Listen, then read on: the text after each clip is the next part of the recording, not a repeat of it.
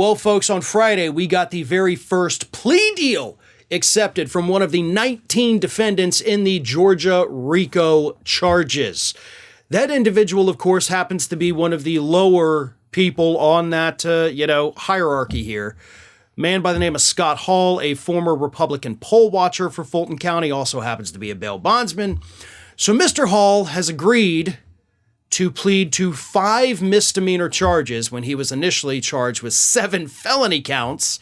So that's a pretty sweetheart deal, right? Like, you were hit with 7 felonies, but now all you have to do is plead guilty to 5 misdemeanors.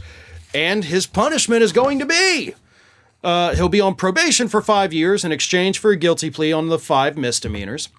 He will also pay a $5,000 fine, issue a letter of apology to Georgia voters.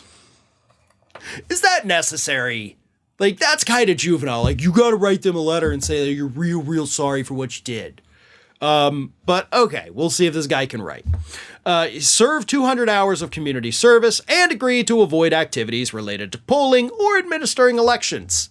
So he's getting off pretty easy, depending on how good his writing skills are.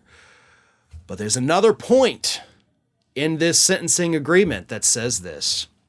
He also agreed to testify truthfully in all other proceedings related to the case, which means he has agreed he will turn state's witness if the need arises. Okay, that's the part everybody seems to forget about. Mr. Hall was charged with, of course, the voting breach in Coffee County, the one that Sidney Powell allegedly funded and sent the people down there. So again, he's like kind of the lowest person on this hierarchy here. So that doesn't necessarily mean that, oh my God, he's going to flip on Donald Trump. He may not have any info on Donald Trump. He may be so far down that line that he only communicated with, 2 or 3 people up here who communicated with these people who communicated with Trump. So he may not be able to tie Trump into any of this personally, because he is so low down in the whole, ladder of who did what.